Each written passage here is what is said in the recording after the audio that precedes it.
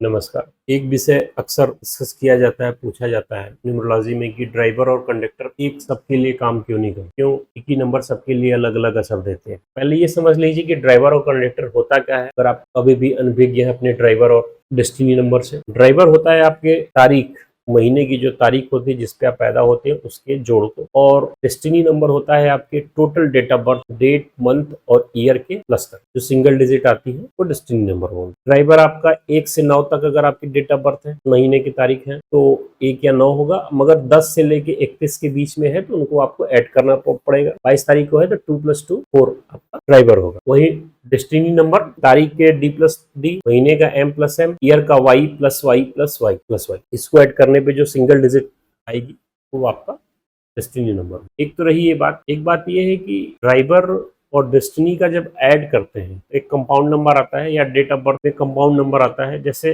Date आपका 22 हुआ, 22 को एग्जाम्पल को ही कंटिन्यू करते हैं, तो 2 + 2 यहाँ पे 2 बार 2 आ रहा है ऐड करने से पहले, तो आप में 2 यानी चंद्रमा, ऐड करने के बाद 4 यानी राहु, उसका भी असर आप में रहेगा। वैसे ही टोटल डेट ऑफ बर्थ को ऐड करते हैं, वो मान लीजिए 32 आता है। 3 + 2 = 5, तो 5 तो आपका डेस्टिनी होगा।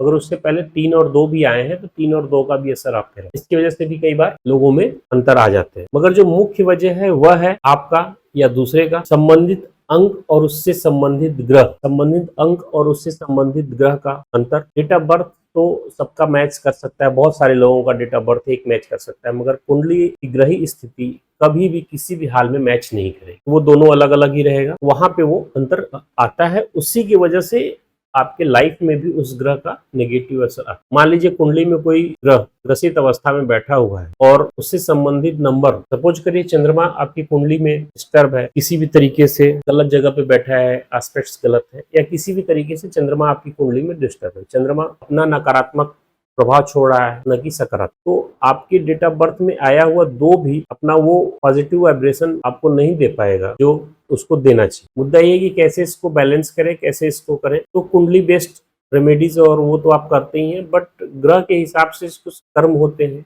कुछ दिनचर्या होती है, उसको करने से भी आप उस नंबर के पॉजिटिव वाइब्रेशन को इंक्रीज कर सकते हैं। जैसे अगर आपकी डेट ऑफ बर्थ में 9 आ रहा है या 9 मिसिंग है आपने, दोनों केस, और आपको लग रहा है कि उसका मेरे पास पॉजिटिव रिस्पांस नहीं मिल रहा है, उसका पॉजिटिव असर मेरी जिंदगी में नहीं है, तो आप एक्सरसाइज अवश्य करना शुरू करें, काम के टास्क को पूर्ण करना शुरू करें। 9 से संबंधित, मंगल से संबंधित जितने एट्रीब्यूट्स हैं उसका पालन जैसे ही आप अपनी दिनचर्या, अपने रूटीन, अपने खान पान में करना शुरू कर देंगे, उसके हिसाब से रहना शुरू कर देंगे, आपको मिल रहा 9 नंबर का नेगेटिव असर ऑटोमेटिक धीरे धीरे समय के साथ आप देखेंगे कि कम हो जाएगा। तो रेमेडीज और उपाय करने से बेहतर होता है स्वयं में सुधार करना और स्वयं को समझना, जो एक टफ टास्क है। मगर सच्चाई यही है कि बिना उसको समझे, बिना उसके हिसाब से काम किए हुए सफलता नहीं मिल पाएगी। आपको अपने ग्रह, अपने नंबर्स के हिसाब से अपने को ढाल लेना, उसी में बुद्धिमानी है और पीड़ा से मुक्ति है। धन्यवाद।